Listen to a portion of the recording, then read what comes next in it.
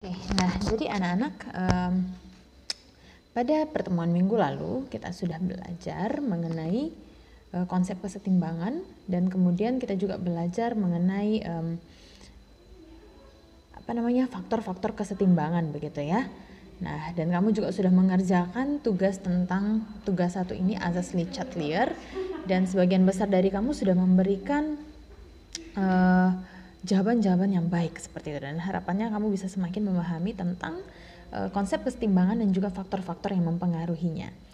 Nah, seperti yang sudah saya katakan dari awal, bahwa kita akan mempelajari dua konsep begitu ya di dalam unit ini, yaitu kesetimbangan kimia dan asam basa. Jadi kita lebih fokus kepada melihat bagaimana sih kesetimbangan kimia itu di dalam reaksi asam basa. Kenapa? Karena ini berhubungan dengan tujuan dari pembelajaran kita, yaitu agar kita bisa semakin memahami tentang asidifikasi air laut, dan biar kita bisa tahu nanti apa yang bisa kita kerjakan, apa yang bisa menjadi bagian kita untuk bisa meminimalisir dampak dari asidifikasi air laut ini sebagai seorang penata layan dunia, sebagai seorang manusia yang diberikan mandat untuk bisa mengelola dan memelihara bumi. Seperti itu ya. Makanya kita fokus terhadap unit ini, yaitu kesetimbangan reaksi asam basa. Jadi saya tekankan sekali lagi bahwa kesetimbangan kimia sebenarnya itu bisa terjadi dalam reaksi yang beragam begitu ya, tapi kita lebih fokus kepada yang asam basanya aja dulu untuk yang unit ini. Nah, oleh karena kita fokus terhadap reaksi asam basa, maka kita penting banget untuk tahu mengenai konsep asam basa gitu ya. Nah, di awal pertemuan kamu juga sudah mencari teori tentang asam basa begitu, dan saya melihat bahwa sebenarnya kamu sudah sedikit paham begitu ya tentang asam, dan kamu bisa memahami konsep asam menurut Arrhenius begitu ya, karena saya melihat dari yang pekerjaannya kamu sebelumnya, kebanyakan dari kamu menjawab bahwa asam itu adalah zat yang melepaskan ion H+ dalam air, dan basa itu adalah zat yang melepaskan ion OH- dalam air, dan itu benar. Nah, jadi asam basa ini, sebenarnya pengertian asam basa itu ditinjau dari 3 teori begitu ya. Ada teori Arrhenius, teori Bronsted-Lowry, dan teori Lewis gitu. Nah, jadi kalau Arrhenius mengatakan bahwa asam itu adalah zat yang melepaskan ion H+ dalam air. Nah, contohnya seperti HCl ini. Jadi HCl kalau dia di dalam air, nah, dia akan melepaskan ion H+ dan Cl-. Itu namanya asam menurut Arrhenius gitu ya. Sementara basa itu adalah zat yang melepaskan ion OH- di dalam air. Nah, jadi kalau misalnya kita bisa simpulkan begitu ya, dari pola yang seperti ini kita bisa mengatakan bahwa asam ini sebenarnya adalah zat-zat yang mengandung ion H+ gitu, dan biasanya asam itu adalah senyawa-senyawa hidrogen, senyawa yang mengandung hidrogen, dan hidrogennya itu terletak di depan gitu ya. Contoh asam apa aja sih? Ada asam klorida HCl, ada asam fluorida HF, kemudian ada asam apa lagi ya? Ada asam sulfat H2SO4, kemudian asam fosfat H3PO4. Nah, jadi asam-asam itu ditandai dengan adanya unsur H di depan senyawanya begitu. Nah, ini namanya senyawa hidrogen gitu ya. Nah, kemudian ada beberapa asam, ada yang namanya asam organik begitu ya. Ada yang namanya asam organik. Nah, kalau asam organik ini dia penandanya itu adalah mengandung gugus fungsi COOH. Kalau kamu bingung apa sih namanya apa maksudnya gugus fungsi, Bu? Nah, secara sederhananya gugus fungsi ini adalah satu bagian senyawa kimia yang mempengaruhi sifat suatu senyawa, begitu, senyawa organik, begitu ya. Nah, jadi kalau asam organik, dia identitas asamnya itu bukan ditunjukkan oleh H yang di depan senyawanya, bukan, melainkan COOH. Nah, kalau misalnya kamu masih ingat asam cuka CH3COOH gitu ya. Nah, dia penanda asamnya atau ion H+-nya itu bukan berada di depan sini. Bukan ya, melainkan penanda asamnya itu adalah di bagian sini, COOH, asam organiknya, asam karboksilat kalau nama gugus fungsinya. Begitu. Nah, ionisasinya bagaimana, Bu? Nah, kalau misalnya HCl Sebentar ya. Kalau misalnya HCl, dia di dalam air terionisasi melepaskan H+ menjadi H+ dengan Cl-. Nah, maka kalau yang asam organik CH3COH misalnya ya. Nah, maka ionisasinya H yang terlepas dari dia itu adalah H yang di belakang sini. Karena gugus fungsi dari COH itu dia bentuknya begini. COOH. Nah, jadi yang terlepas itu adalah H yang bagian sini. Begitu ya. Nah, sehingga nanti dia ionisasinya itu adalah CH3COO- plus H+. Nah, ini menarik Nogo. Sebagian besar asam organik ini mereka ini tidak bisa mengalami ionisasi secara sempurna. Jadi kalau di dalam air itu tidak semua dari asam cuka ini akan menjadi CH3COO- dan H+. Begitu. Tapi mereka mengalami ionisasi sebagian. Apa maksudnya Bu ionisasi sebagian? Jadi kalau misalnya kita kita coba mengilustrasikan begitu ya. Ada satu gelas cuka misalnya, satu gelas cuka. Nah, di dalam cuka ini ketika dia terionisasi, dalam waktu yang bersamaan itu ada CH3COOH dan ada hasil ionisasinya CH3COO- dan ada juga H+. Jadi dalam satu kondisi yang sama, dalam satu waktu yang sama, ketiga hal ini ada begitu. Nah, jadi dia tidak bisa terionisasi secara sempurna. Berbeda kalau HCl begitu ya.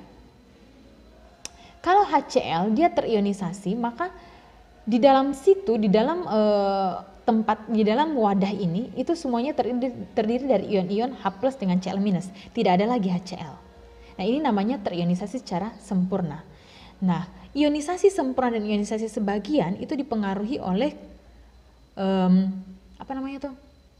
dipengaruhi oleh polaritas senyawanya. Nah, jadi kalau kita mau membedakan mana yang bisa mengalami ionisasi sebagian, mana yang bisa mengalami ionisasi sempurna, maka kita harus ingat lagi nih materi tentang polaritas senyawa, kepolaran senyawa, begitu ya.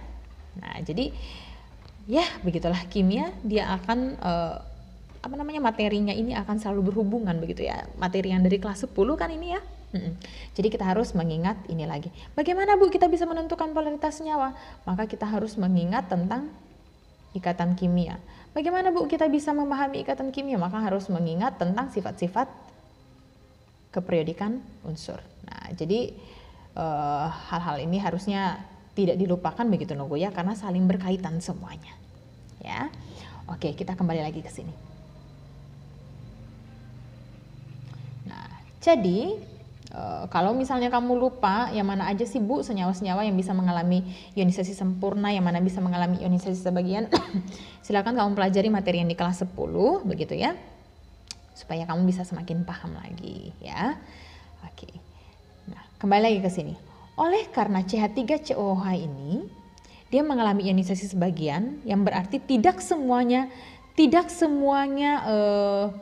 akan menjadi ion-ion plus dan minus, maka akan ada kalanya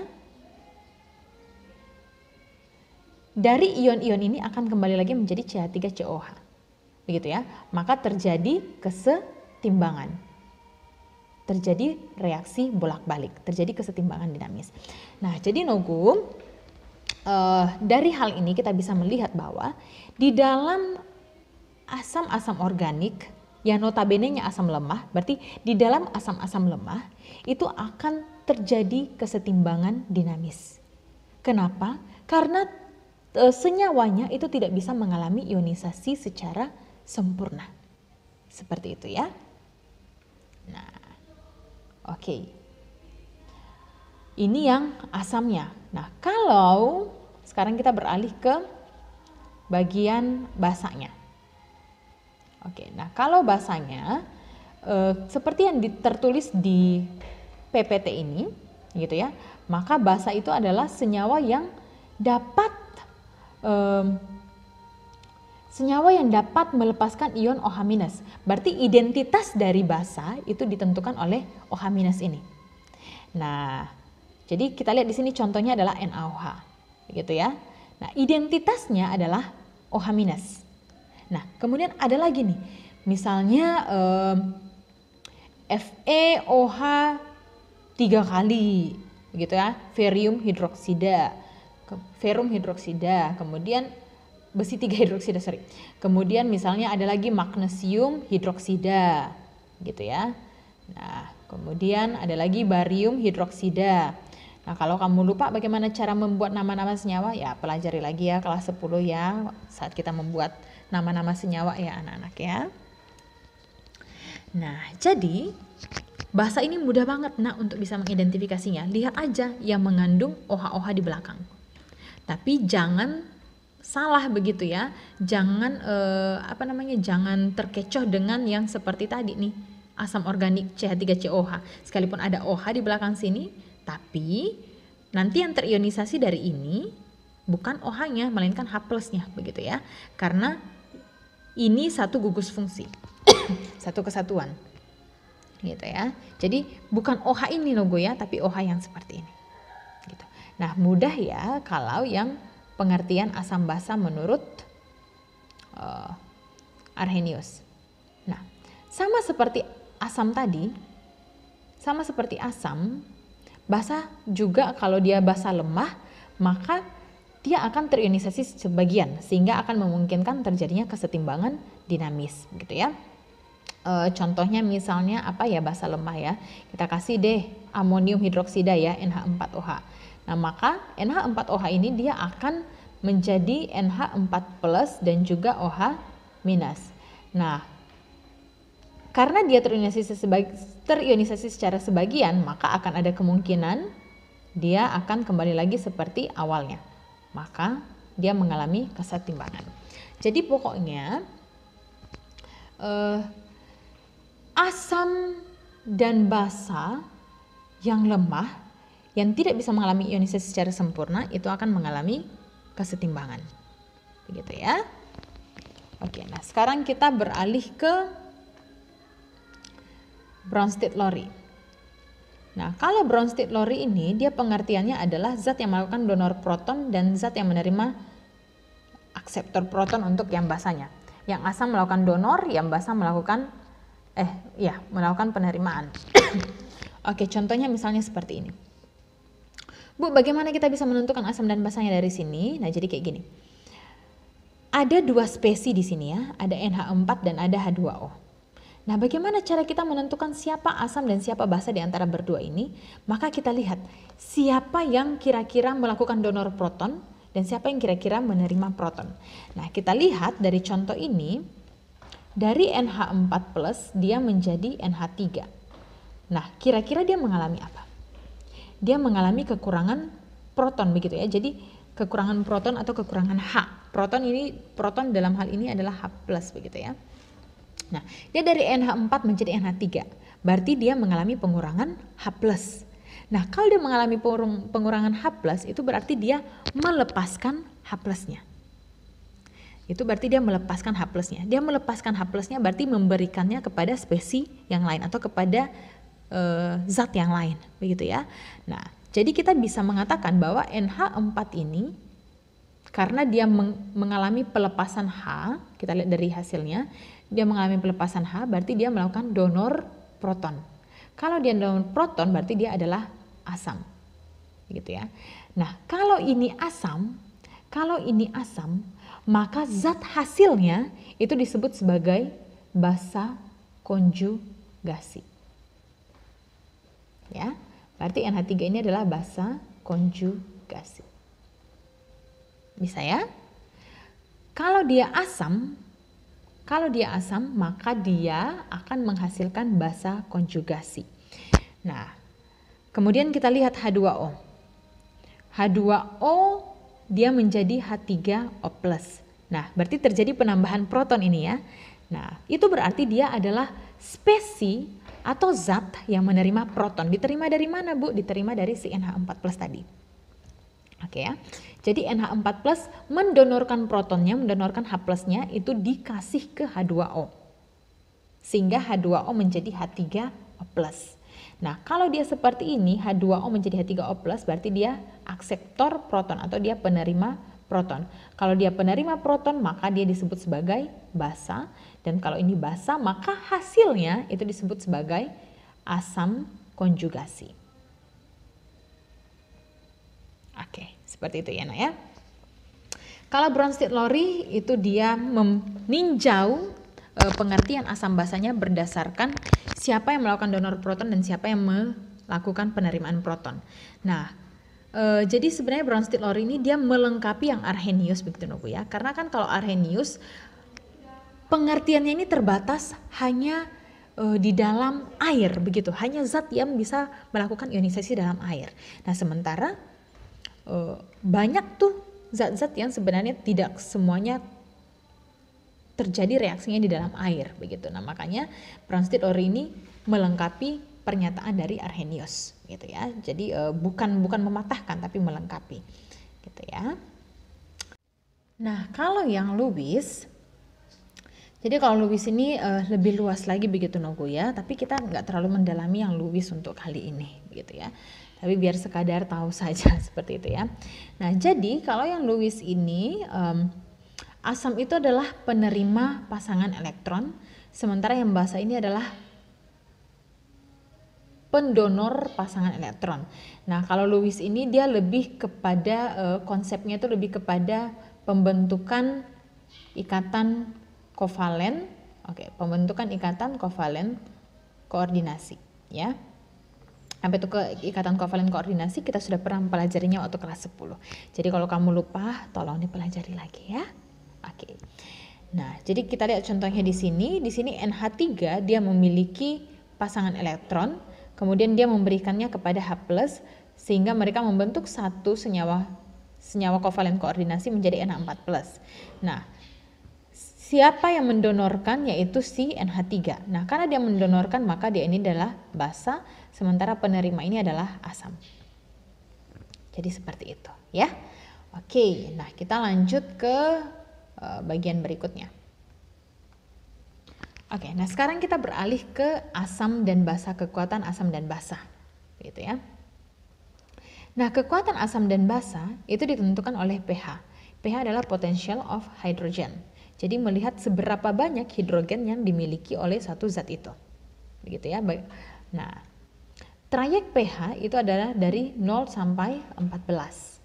Nah, kalau dia berada di tengah-tengah, dia 7 itu berarti dia netral. Dari 7 ke 0 itu asam, dari 7 ke 14 itu basa.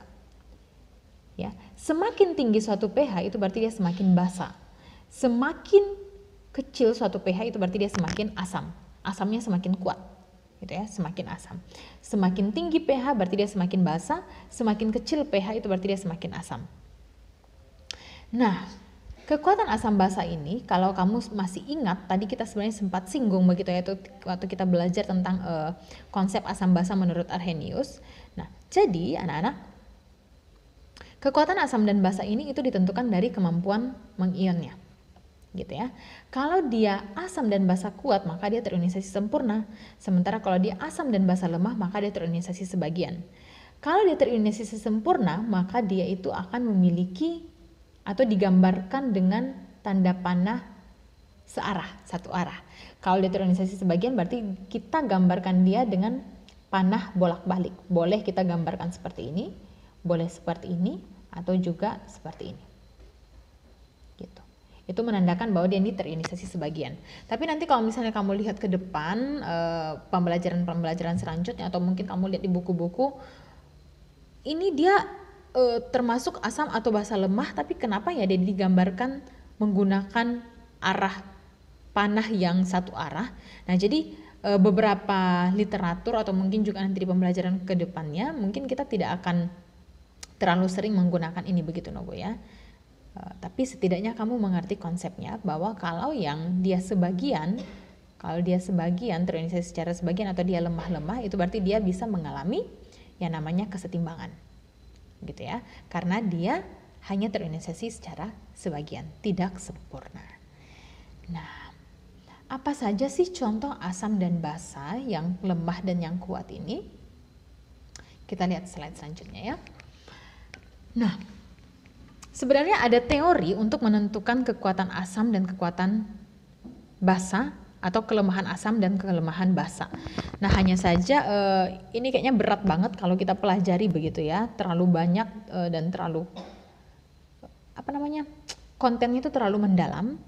Bahkan saya saja ketika belajar di kuliah dulu itu kami menghabiskan beberapa kali pertemuan hanya untuk membahas kekuatan asam, kekuatan basa, kelemahan asam, kelemahan basa.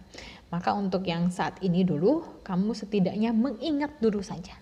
Ya, mengingat dulu saja apa aja yang menjadi contoh-contoh asam kuat, contoh-contoh asam lemah, dan contoh-contoh asam basa kuat, basa lemah.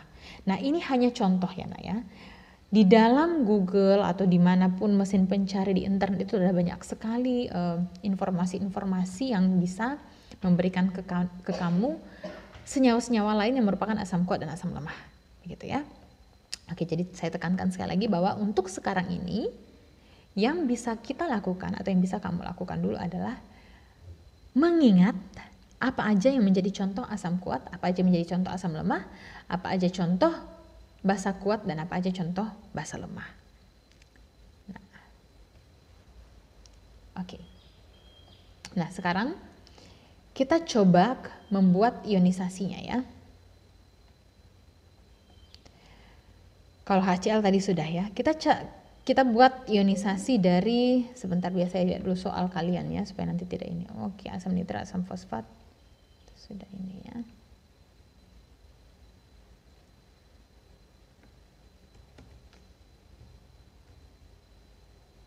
Oke, kita ambil misalnya ionisasi asam kuat yang asam sulfat ya, H2SO4. Nah, karena dia asam kuat berarti dia menggunakan panah yang satu arah saja. Nah, kita mengionisasikannya menggunakan konsep Arrhenius ya, Nak ya. Berarti dia akan melepaskan H+, yang namanya asam dia akan melepaskan H+. Nah, kalau di sini dia sudah melepaskan H+, berarti spesi lainnya atau ion negatifnya adalah SO4 2-. Berarti ini SO4 2-. Bu, bagaimana Bu saya tahu kalau ini 2- atau dia 3- atau dia 3+? Nah, masih ingat ya waktu kita dulu belajar ikatan kimia yang senyawa ionik yang prinsip silang? Nah, jadi mudahnya itu kita bisa membuat silang seperti ini. Gitu ya. Di depan H ada 2, berarti ini adalah milik dari SO4. Setelah SO4, di depan SO4 itu tidak ada angka, itu menandakan angka 1, begitu ya. SO4-nya hanya 1, berarti itu adalah miliknya si H. Nah, kemudian kita setarakan juga nunggu ya pengionan ini. Karena di sini ada 2H, maka di sini adalah 2H+. Nah, seperti ini ionisasi dari si asam sulfat. Dia terionisasi sempurna karena dia asam kuat. Maka di asam kuat, maka kita tuliskan dengan panah yang searah. Nah, kita buat juga misalnya asam perklorat HClO4. HClO4. Nah, yang namanya asam pasti melepaskan ion H+ ya. H+, berarti dia H+. Nah, setelah H+, yang tersisa adalah spesi ini, ClO4. Nah, berarti dia ClO4 itu satu spesi. Berapa muatannya? Minus. Kenapa minus? Karena di depan sini, di depan H-nya ada 1. Oke ya. Dan kita menggambarkan dia dengan panah yang searah.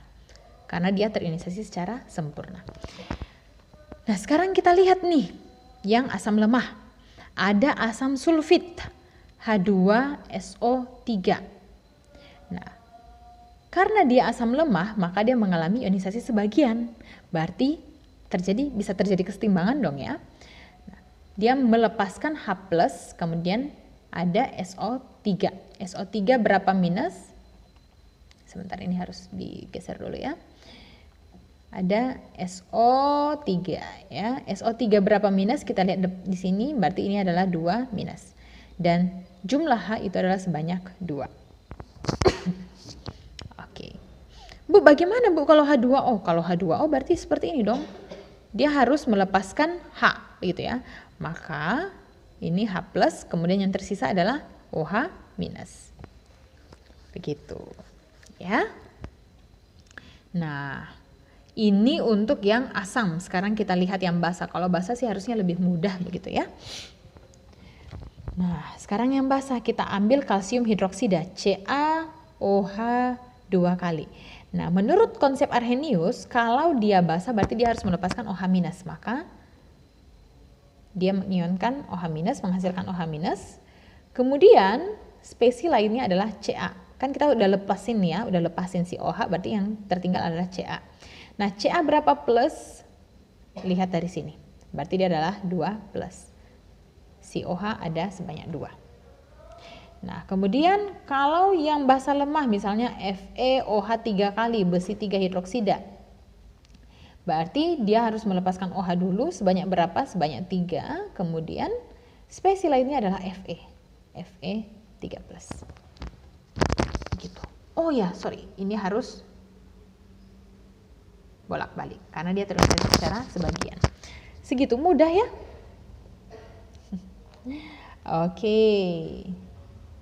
Jika ada pertanyaan silahkan diajukan, nanti nunggu ya. Itulah contoh asam dan contoh basa. Nah, jadi tugasnya kamu adalah coba ya. Ini sambil mengingat-ingat juga cara penamaan senyawa ikatan kimia yang di kelas 10. Nah, coba kamu membuat reaksi ionisasi untuk asam nitrat, asam fosfat, barium hidroksida, amonium hidroksida, besi 3 hidroksida, asam asetat, dan asam sulfat. Ya, silakan kamu buat reaksi ionisasinya. Saya anjurkan kamu untuk tidak mencari jawaban dari internet ataupun bekerja sama dengan temanmu, alias contek-mencontek. Gitu ya. Kalau berdiskusi untuk saling memahami materi yang barusan dipelajari silahkan, tapi contek-mencontek no ya. Tolong kamu berbaik hati kepada dirimu sendiri untuk bisa semakin memahami pembelajaran. Kalau kamu mencari jawaban di internet, menanyakan jawaban langsung kepada teman, itu sama saja kamu membodohi dirimu sendiri, membuat dirimu sendiri menjadi bodoh. Ya. Oke, kita sudah mempelajari 2 konsep ini ya. Konsep kesetimbangan dan juga konsep asam basanya begitu ya. Dan terakhir kita sudah belajar tentang kekuatan asam dan basanya. Nah, sekarang kita akan melihat kedua hal ini. Kesetimbangan di dalam reaksi asam basanya sekarang. Berarti konsep lain yang akan kita pelajari hari ini adalah reaksi asam basa. Nah, ini adalah salah satu contoh dari konsep kesetimbangan kimia di dalam reaksi asam basa. Ini adalah bagaimana cara darah kita untuk mempertahankan pH di dalam tubuh kita. Ya, nah kan kita tahu ini nak ya, bahwa kita ini bisa mengonsumsi bermacam-macam jenis makanan begitu ya. Ada makanan yang asam-asam dan mungkin kita juga pernah memasukkan sesuatu yang bersifat basa di dalam tubuh kita. Nah, kan pH tubuh kita ini dia adalah 7,4 begitu ya. Dan kalau misalnya di dalam tubuh kita ini tidak ada kesetimbangan begitu ya. Kalau kita memasukkan sesuatu yang asam dalam tubuh kita, maka pasti darah kita ini akan semakin asam begitu kan ya. Nah, tapi ajaibnya Tuhan begitu ya. Tuhan sudah kasih sesuatu di dalam diri kita membuat pH darah kita ini bisa tetap stabil begitu. Ya. Nah, inilah yang disebut sebagai kalau nanti kita sempat belajar semoga ya. Ini yang disebut sebagai buffer atau larutan penyangga di dalam tubuh kita. Nah, jadi Nogu, buffer pH darah ini adalah salah satu contoh kesetimbangan reaksi asam basa yang ada dalam tubuh kita, begitu ya. Nah, begitu. Oke. Kedepannya deh kita akan coba ya untuk bisa mempelajari ini, semoga begitu ya. Nah, sekarang kita lihat bagaimana reaksi kimia itu sih, karena kan kita tadi sudah belajar konsep kesetimbangan kimia, kita juga sudah belajar mengenai asam dan basa begitu ya. Maka sekarang kita akan melihat reaksi kimia, kita belajar bagaimana cara merumuskan suatu reaksi kimia asam basa, reaksi kimia asam basa. Nah, hal yang penting yang harus kamu tahu adalah bahwa tidak semua reaksi asam basa itu akan mengalami kesetimbangan. Dan sudah kita tegaskan dari tadi bahwa asam kuat dan basa kuat itu tidak mengalami kesetimbangan karena dia terionisasi secara sempurna. Berarti yang mengalami itu adalah hanya asam dan basa yang lemah saja ya. Oke, sekarang kita lihat ya, bagaimana sih reaksi asam basa itu. Nah, jadi begini Nogu ya, sebenarnya ada banyak banget jenis dari reaksi asam basa ini. Nah, hanya saja kita pelajari hal yang penting untuk kita saja, begitu ya. Hal yang penting untuk kita tahu saat ini. Jadi, dari sekian banyak jenis reaksi asam basa, kita hanya akan mempelajari 2, yaitu reaksi penetralan, asam plus basa menjadi garam dan air, dan juga nanti reaksi pembentukan garam amonium.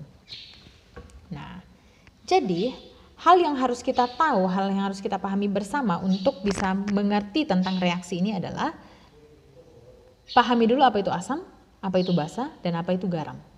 Ya.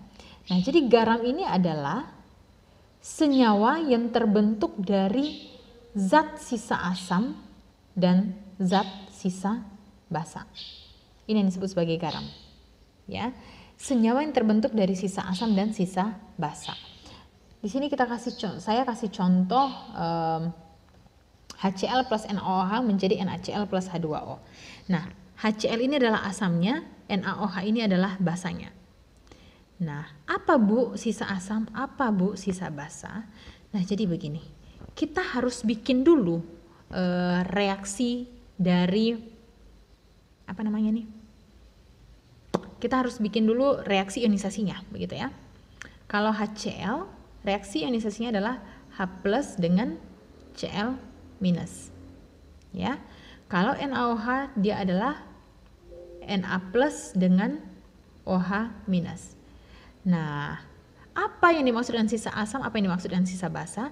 Sisa asam adalah senyawa dari asam yang kehilangan H+-nya. Sementara basa berarti senyawa basa yang kehilangan OH-nya. Jadi kalau di sini kita lihat HCl, dia menjadi H+ dengan Cl-. H+ adalah identitas asam, berarti sisa asamnya adalah Cl-. Ya. Kalau basanya ini berarti OH- adalah identitas basa, maka sisa basanya adalah Na+. Makanya ketika dia membentuk garam, karena kan yang ketemu sisa asam dan sisa basa ya, maka ketika si Na+ ketemu dengan si Cl-, dia menjadi NaCl. Jadi Na+ ketemu dengan Cl-, maka dia menjadi NaCl plus H2O. Seperti itu. Nah, kalau CH3COOH dengan NaOH sama gitu ya, kita mesti bikin dulu ionisasi dari CH3COOH dengan NaOH ini. CH3COOH berarti dia CH3COO- dengan H+. Kalau NaOH berarti dia adalah Na+ dengan OH-. Nah, kalau sudah seperti ini berarti CH3COO- itu akan ketemu dengan Na+. Karena ini adalah sisa asam dan ini adalah sisa basa. Kemudian perpaduan dari mereka berdua itu akan menjadi CH3COO-Na. Gitu ya. Nah, kemudian H+ dengan OH- itu akan bertemu menjadi air. Nah, jadi seperti itu Nogu ya, asam plus basa itu akan membentuk garam dengan air. Nah, mudah ya ini ya. Sekarang kita lihat reaksi yang keduanya. Reaksi yang kedua adalah pembentukan garam amonium. Berarti gas amonia ditambah dengan asam akan menjadi garam amonium. Nah, amonium ini apa? Amonium ini adalah NH4+. Gitu. Jadi garam amonium itu berarti adalah garam yang mengandung NH4+. Nah, gas amonia adalah NH3. Ya. Nah, NH3 ini notabene-nya dia bersifat basa. Ya. Jadi ketika NH3 bertemu dengan asam, mereka akan membentuk garam amonium. Oke, di sini saya kasih contoh NH3 dengan H2SO4, ya. Maka dia menjadi NH4 2SO4. Nah, kenapa dia menjadi NH42, Bu? Kenapa? Dari mana duanya? Nah, jadi seperti itu, Nogum. eh, tidak ada yang sulit ya sebenarnya. Oke, kita kasih contoh lain ya, misalnya NH3 plus HCl misalnya. Kebanyakan L-nya ya. NH3 plus HCl misalnya. Maka yang sudah pasti adalah itu harus mengandung NH4+. Berarti NH4 itu sudah pasti ada. Begitu ya. NH4Cl. Jadi deh garam amoniumnya. Mudah ya. Nah, kalau dia seperti ini, oke. Karena dia